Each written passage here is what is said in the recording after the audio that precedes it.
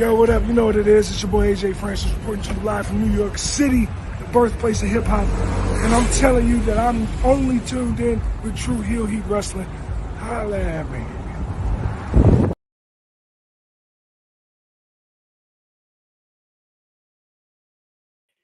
Hello. It is me, your True Hill Phenom, SP3. I'm serious. I'm not going to sit back and take this fucking shit.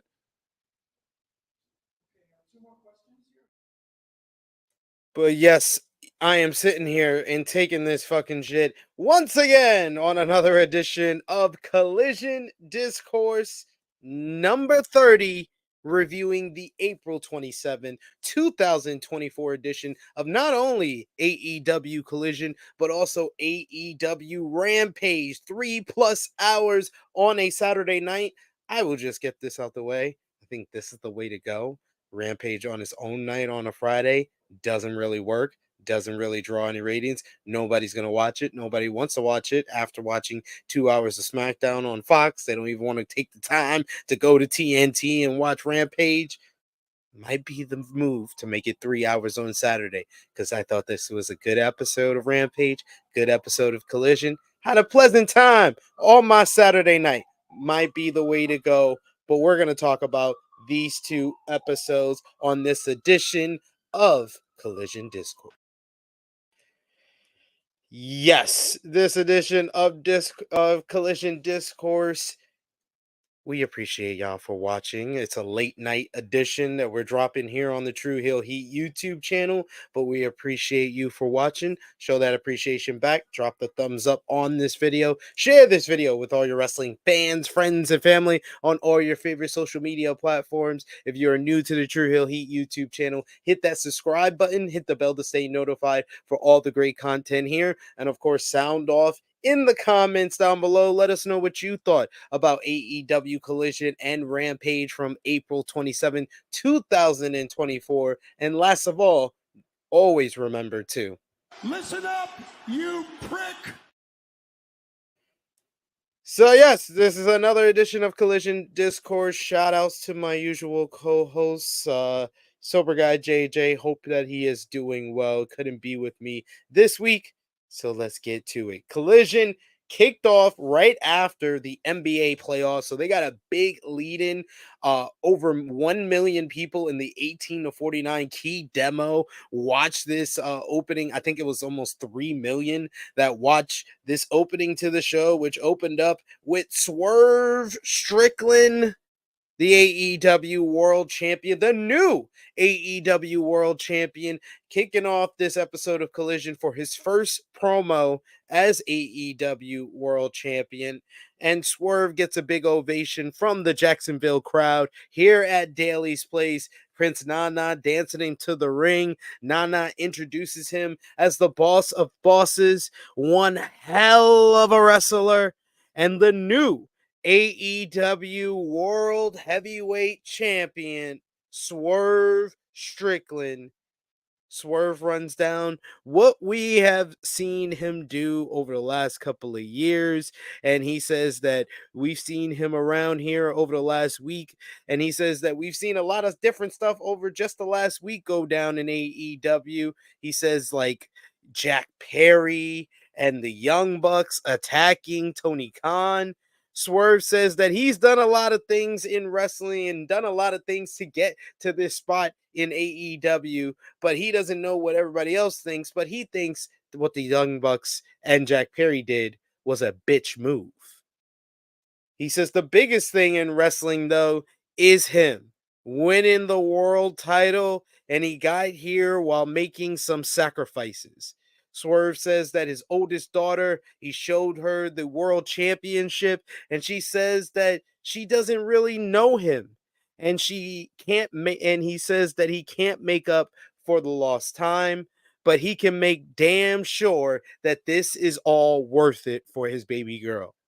He said on Wednesday on Dynamite, he beat Kyle Fletcher. So he says that he thinks that tonight he is going to wrestle again, but this time for the AEW World Championship, because he says it's whose house?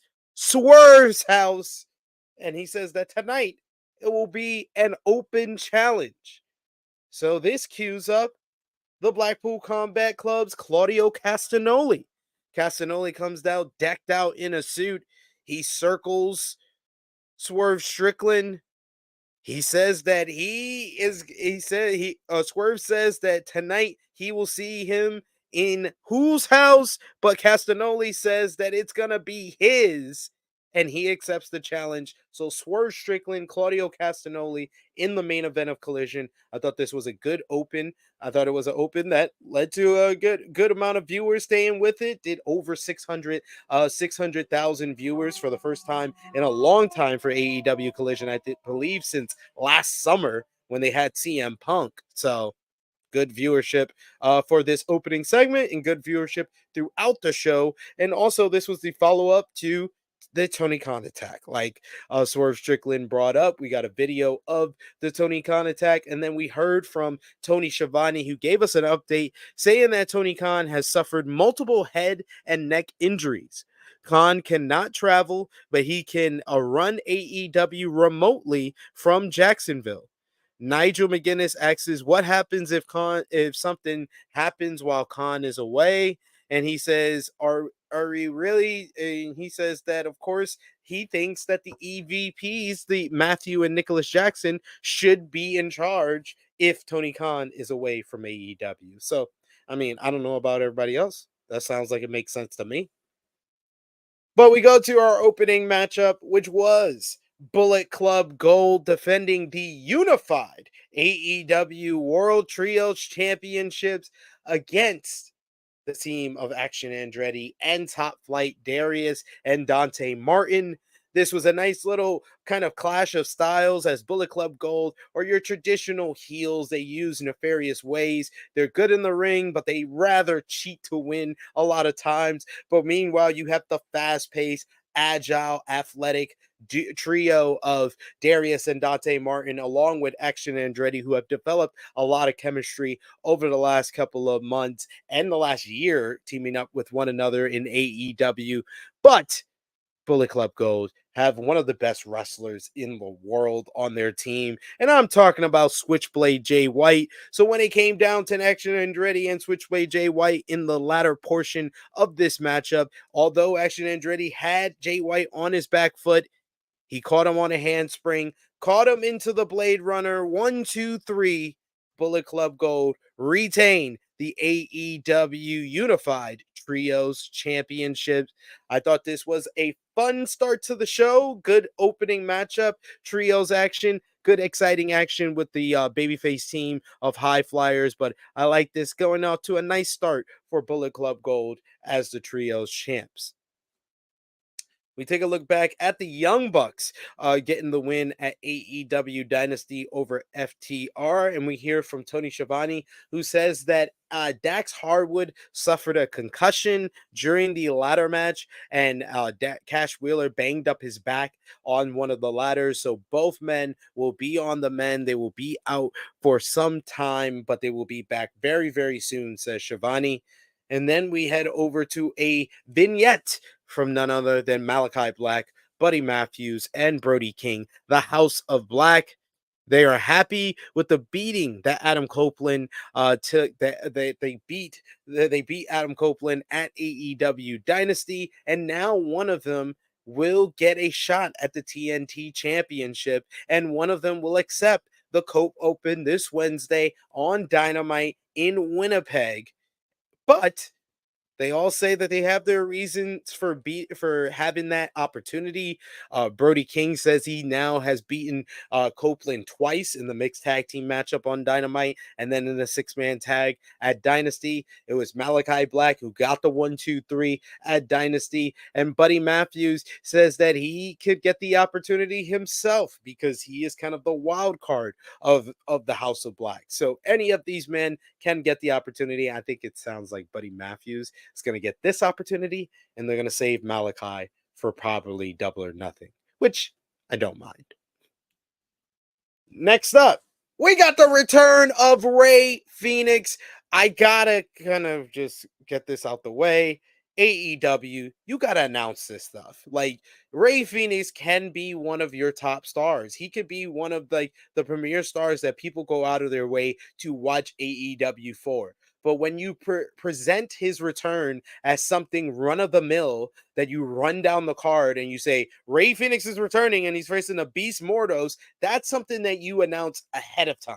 I don't even think you announced it on social media. If you did, I did not see it. You did not announce much of this card for Collision. It was just embarrassing that it just feels so haphazard, so by the hip, the way that this card was produced. And Ray Phoenix returning should have been made more of a big deal. Should have been something that you promoted on Dynamite to make people that watch Dynamite watch Collision.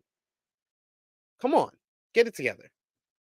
Ray Phoenix is here. He's making his return for the first time since October of last year, and he is facing the Beast Mortos, making his Collision debut.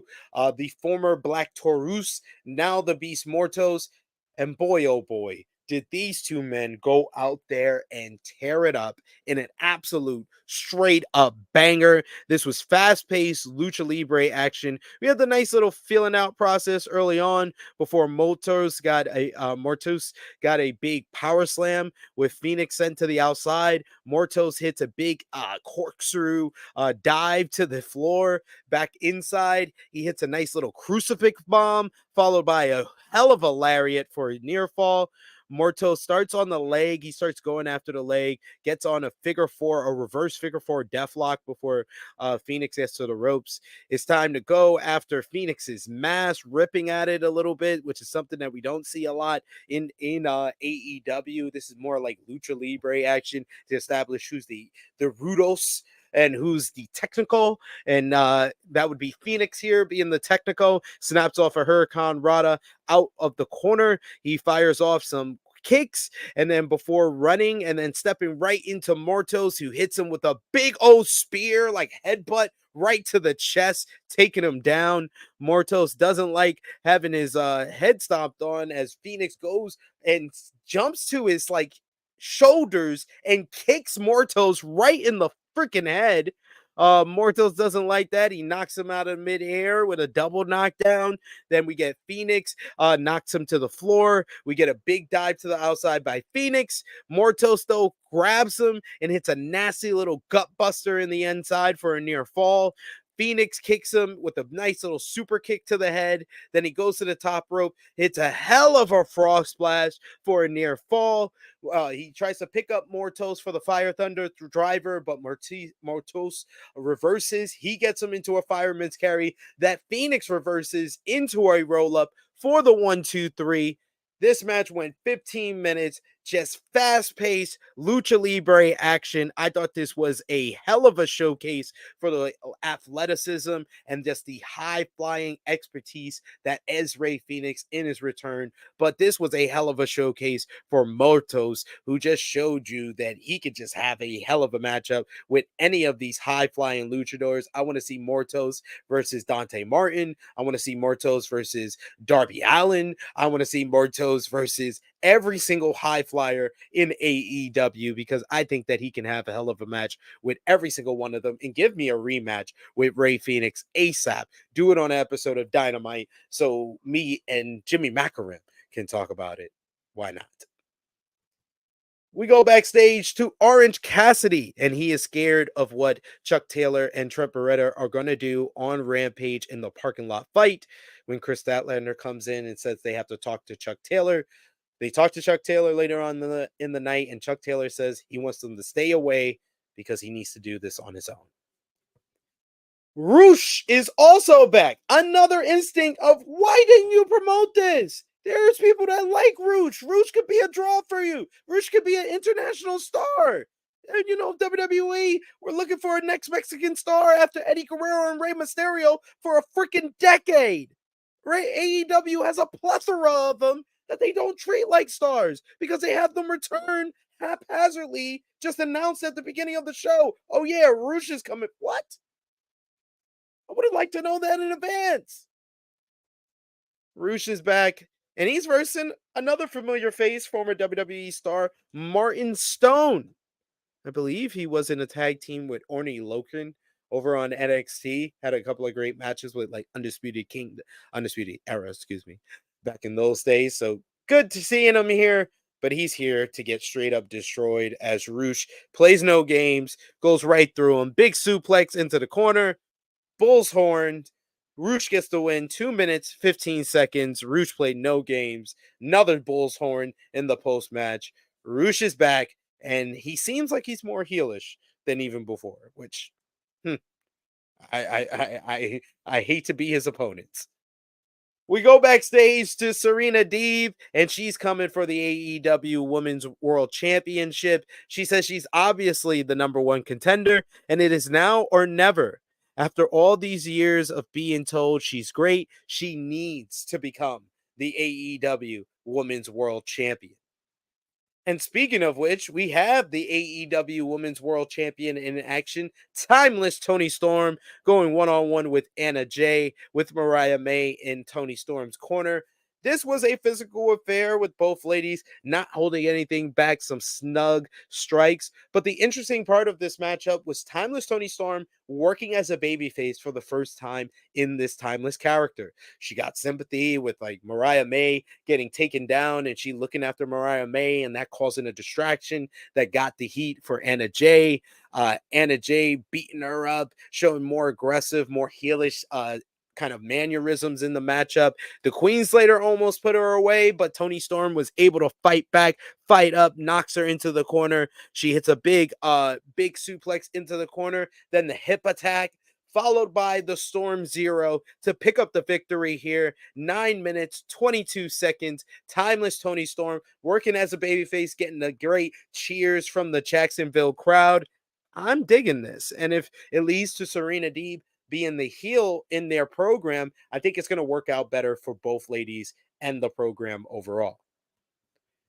At this point, we had the Chuck Taylor segment that I talked about earlier, but next up, we had another big debut. This one was announced in advance, but on social media, this another thing, another instinct that if they would have planned in advance, or if this was more a part of the plan and not haphazardly put together, I think that you would have hyped this up more because you have former WWE NXT UK Tag Team Champions, the grizzled young veterans, Zach Gibson and Zach Gibson and James Drake teaming up to go up against former AEW World Tag Team Champions Max Caster and Anthony Bowens, the Acclaimed.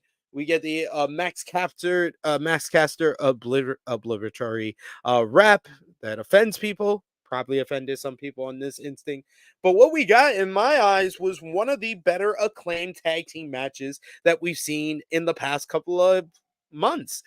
These two guys worked really well with the grizzled young veterans who are very established and one of the best heel tag teams in all of professional wrestling today. They're just timing in the ring. Their tag team offense is just great. They had one instance where they hit the tag team move on Caster, and then we get the leap up drop kick out of the corner, just jumping up over the ropes by James Drake onto Anthony Bowens on the apron, or Max Caster on the apron. It was a great instinct there, showing off his athleticism and the tag team precision of the GYV. Very surprised with the result here. This match went 12 minutes, 10 seconds, so got plenty of time. But in the end, it seemed like the GYV was going to get the win. They had the Acclaim cornered, but they came back. Daddy Ass caused a distraction for GYV, which led to the Acclaim getting control, offering the distraction. Then Bowens hits the arrival, followed by the mic drop for the Acclaim to get back on the winning ways. Disappointed in the result here. If the veterans are going to stick around, they probably should have won this one, but I think they earned their job. If they didn't have a job already, they earned it here. This was a quality tag team matchup, really good tag team matchup from the Acclaim and GYV here. We got a setup for Rampage as we had a backstage segment with Shibata talking about facing the Shane Taylor Promotions, and he wants to face him tonight on his own. But then in comes Daniel Garcia, who comes in and offers his help, which Shibata accepts and says, "Save the last dance for me." Oh, how nice. And then we had our AEW Collision main event, Swerve Strickland defending the AEW World Championship for the very first time against the Blackpool Combat Club's Claudio Castagnoli, two-time Ring of Honor World Champion. And this two guys, man, these are two of the best wrestlers in the world. And I would say this made me remember these are probably the two best signings of 2022 for AEW that have played so much dividends for this company in the past 2 years, and then coming to fruition here on Collision in the main event for the AEW World Championship. And just the two different styles really mesh well here, as you have Swerve Strickland, who's just so fluid and smooth in the ring. He's technical, but he can also be a high flyer. He can also be very aggressive and physically intense. But at the same time, you have Claudio Castagnoli, who is just pound for pound one of the strongest individuals, strongest performers in the ring today, whether it be AEW, WWE, in the world of professional wrestling. He is one of the strongest pound for pound, but he's also so technically proficient. So we got technical wrestling early on with both men, Greco-Roman knuckle locks, the bridge out of it. You get Castagnoli with a big turtle world backbreaker early on. He knocks Swerve on the apron, but Swerve comes back with a Hurricane Rana on the ramp for a nasty crash. We get Swerve getting power slammed into the wall by Daly's place. We get Claudio following up with a big uppercut into the wall. We get a rolling downward spiral by Swerve for a 2 count. Forearm by Castagnoli. Man, these two guys just went back and forth. Castagnoli had the heat for a little bit. Well, when we came back from commercial break, Swerve came back with a basement super kick to send Castagnoli to the outside. Kick to the chest on the from the apron. Then he hit another rolling downward spiral into a forearm that put Castagnoli on the floor again. Swerve gets sat up on the stage, and then a running flip dive off of the stage to Castagnoli on the floor. That was a nice little instance, a little Fosbury fly, if you will. Then you get a 450 splash by Swerve in the ring for a near fall, but Castagnoli comes back and hits a double stomp. We get Castagnoli catching Swerve on a Swerve stomp, a running Swerve stomp. He catches him into the swing and then transitions into the sharpshooter. Swerve is able to fight back and get out of it. We get fired up fighting spirit from both men as this match was going on. We get the double down as both men go down. We get Swerve with the Swerve stomp. He gets a near fall on that one. He loads up for the house call, but that's when Castagnoli got the swing at that point, and then into the sharpshooter. But then he saw that Swerve was going to get to the rope, so he transitions into a crossface. He gets him up. He gets Swerve up, and he earns a big lariat for a near fall, but Swerve eventually comes back. He grabs a big DDT. He goes to the top rope for the Swerve stomp, but Castagnoli is able to block him in midair and slam him down. We get Swerve with a running Swerve stomp, and then he finally hits the house call for the 1-2-3. This match went over 21 minutes. I thought this was an excellent championship matchup, an excellent first defense for Swerve against a very tough opponent. It takes someone special to hang in there with Castagnoli, but Swerve hung in there move for move in a very technically proficient matchup, a clinic if you really want to call it that. It really was, because these two men just meshed so well in the ring, giving us an excellent first title defense for Swerve. And that's how you're supposed to start Swerve's first defense. And that's why I said, don't even do the match on Dynamite with Fletcher. Do a video package, show his comments from the press conference, and then do how you presented him here. Do it here on one of the highest rated collisions in its existence. Swerve kicked off the show in front of 3 million people with his first promo, and then had an excellent matchup to close the show. Swerve picking up the win here. This was a good move here by AEW, and a great way to close out Collision, as Swerve and Castagnoli showed respect to one another to close that 2 hours of Collision. So as far as Collision for this week, for April 27, 2024. I got to give it a big thumbs up. Honestly, I would say this week, Collision was the better show over Dynamite. Dynamite had the bigger segment with the Tony Khan segment, with Tony Khan being attacked by the Elite. But my lord, man, this episode of Collision just hit for me. You had Swerve's big first promo. You had his matchup with Claudio Castagnoli, which was one of the better main events in Collision history, in my opinion, for the AEW World Championship. So it had big stakes involved as well. So you know you're going to remember it. So it's a memorable main event at that as well. Another memorable matchup with the return of Phoenix, having an absolute banger with the Beast Mortos. Jesus, man. Beast Mortos. Give me more of him on Collision. Why don't you? Timeless Tony Storm picking up a win, being a babyface for the first time, really set up for a Rampage later on in the night. Good first defense for Bullet Club Gold as unified trios champions. So out of 10, I honestly gonna go very high with this one. I'll give it an 8.5 out of 10. I thought it was one of the better episodes of Collision. And it's been a great streak of great episodes for Collision. Last week with the Go Home show with BCC versus Don Callis family in a bunkhouse brawl, and the Elite versus Pac and FTR was excellent last week. And then the week before that with BCC and Don Callis family having an absolute fabulous main event matchup. So yeah, great 3 weeks of AEW Collision, why don't you? So 8.5 out of 10. MVP for the show gotta be Swerve Strickland, opening the show in front of 3 million, and then main eventing the show in a fantastic matchup with Claudio Castagnoli.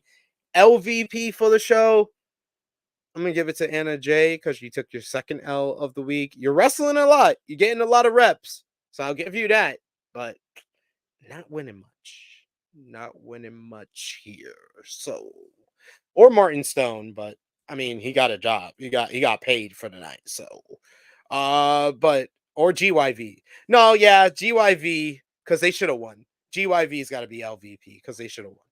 Sorry, GYV. And then match of the night. Got to go with Claudio versus Swerve, but an honorable mention the Phoenix versus Beast Mortos. But I'm not done, unfortunately. It should be done. But we have AEW Rampage to talk about. And it kicked off with a parking lot fight between Trent Beretta and Chuck Taylor. These two men who are synonymous with the parking lot fight, the two previous ones being their matchups against Santana and Ortiz, the 5-star classic back in 2020 during the pandemic, and then their bloody brawl with the Blackpool Combat Club last year. This one was just as bloody, just as brutal. We get early on, Trent Beretta gets busted open. Then Chuck Taylor gets busted open. Well, Chuck Taylor gets busted open early with a trash can right to the head. Trent followed that up by throwing a trash can right at him, ramming his back with it. Trent ends up getting power bombed onto the windshield of a car, of the white car, the infamous white car that we've seen at all these parking lot fights. The action heads over to the red truck where Taylor is sent through a piece of drywall and the flatbed area. Then we get an elbow drop from one car to another, from Trent to Chucky T. We go through a commercial break. We come back from commercial break. Taylor slingshots Trent into the truck's rear door, which was, it looked ugly. I was just like, this is brutal. Both men are a bloody mess at this point. Taylor suplexes Trent into broken light bulbs at this point, broken light tubes. Taylor power bombs Trent once again into a windshield of a vehicle. We get a cover attempt is made, but a kick out. Both men are just brutally just been beaten in this one, just to the point of no return. We get them climbing up the infamous white car till they're both at the top. Both men start slugging it out until Trent decides he's gonna go for the hug. He hugs Trent. Hugs Chucky. Chucky hugs him back, but then Trent low blows him. He then power drives him, applies a Hell's Gate submission, the Go-Go Plata, to pick up the victory in this one by referee stoppage. I thought this was a brutal, bloody, intense war between these two guys. This was a great opener that had cool spots, innovative action for the parking lot fight. We've seen 3 of these, but this was the first one that was a singles one, and it felt like an actual grudge match, despite the basically the breakup only happening on Wednesday. There was a nice intensity to this one that I really enjoyed. And then after the matchup, post match, we get Trent, who picks up a wrench out of a garbage can, as Orange Cassidy and Chris Statlander are finally there to check on both men. Trent says this is all your fault, and then cracks the wrench over Chucky T's ankle into the glass of the car. As Chuck Taylor says that he can't feel his leg, or his leg is hurt. No, he can't feel it. He's feeling pain. That's what the hell he's feeling. As Orange Cassidy and Chris Statlander check on him. Nice little angle that added some heat, in my opinion, to the Trent Beretta Orange Cassidy feud, that I believe we get that big grudge match coming up at Double or Nothing. Speaking of grudge matches, though, we had Thunder Rosa going one-on-one with Deonna Purrazzo. These two women have been at odds with one another since Thunder Rosa kind of stepped in line and got a shot at the AEW Women's World Championship over Deonna Purrazzo at AEW Dynasty. And boy, oh boy, you want to talk about the intensity of the parking lot fight. That intensity continued in this matchup with these two women just going at it, shoving and pushing early on, then slugging at each other, hard kicks to one another. We get twisting arm wrenches as Deonna Purrazzo really brutalized and focused on the arm of Thunder Rosa. Thunder Rosa tried to ground Deonna Purrazzo with big double stomps and big drop kicks to the chest. We get Deonna going for a Fujiwara armbar. Rosa reverses into a chokehold. Deonna slams her into the canvas, powering her. We get a nice little back and forth, a series of roll-ups. Deonna reverses that into a double, in trying to get into the Venus de Milo, but it's Thunder Rosa who reverses that into a roll-up for the victory here. I thought these women brought it here in a very intense matchup, very good matchup here. But post-match, the intensity and the rivalry continues as Deonna Purrazzo attacks Thunder Rosa from behind. Both women are separated as they start brawling. Security separates them as Deonna Purrazzo does her Italian flip-off, and then the actual flip-off with middle fingers to Thunder Rosa. At this point backstage, we head to Roderick Strong, who's interviewed about facing Will Ospreay at Double or Nothing. Strong says he doesn't care about the hype for Ospreay, and he says that he promises to humble him because he's going to be facing a Messiah, the Messiah of the Backbreaker. Then we have Big Bill, who beat up some geek. It was a squash. 1 minute, 10 seconds. This was all about him trying to get the attention of Chris Jericho, calling for Jericho throughout the matchup.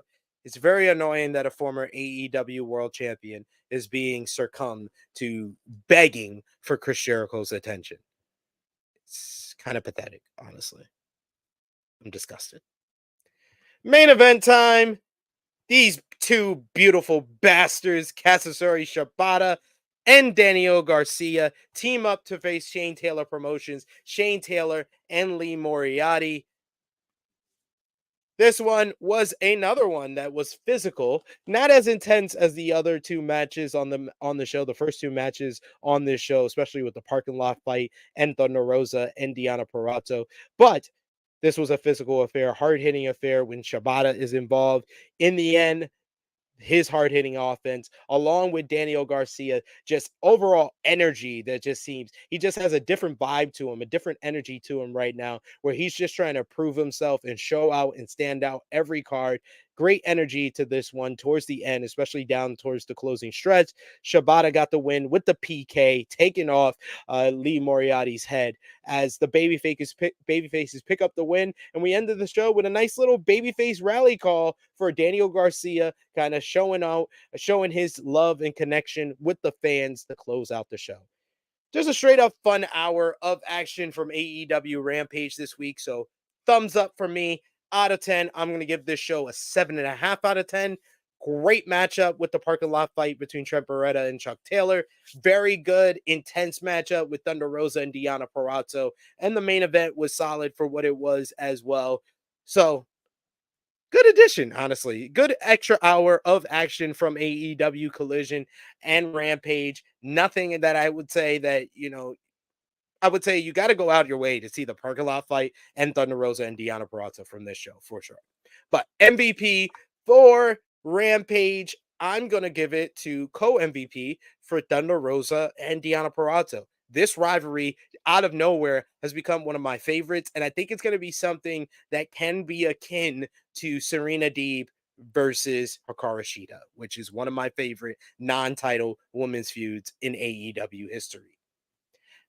Match of the night, I'm going to go with match of the for Rampage, the parking lot fight for sure. Trent Beretta and Chuck Taylor brought it in an intense physical grudge match that was bloody and brutal. And then LVP for the show, it's Big Bill. You're begging for Chris Jericho's attention when Chris Jericho, by all intents and purposes, most of AEW fans want him to go away. Teach his own. But that is all for Collision Discourse this week. I want to thank you all for joining me. If you're watching this on demand, if you're watching this on the premiere, I appreciate y'all. If you like our AEW content, there is plenty to enjoy because we do these AEW Collision reviews every week, except for pay-per-view weeks. If it's a pay-per-view, we don't do it like last week. But when there's not a pay-per-view, whether it's me on my own, whether it's Sober Guy JJ with me, we're going to give you a review of AEW Collision. But you can also check out our review of AEW Dynamite, AE Ramble with me and Jimmy Rackaram every Thursday, 1:05 p.m. Eastern Time. We are live reviewing AEW Dynamite. And check out last week's episode, AE Ramble 143 TK Driver with the Elite's attack on Tony Khan. But that is all for me this week. It is me, your True Hill Phenom, SP3. I will be back with you live tomorrow, 3:05 p.m. Eastern Time, our WWE Backlash preview.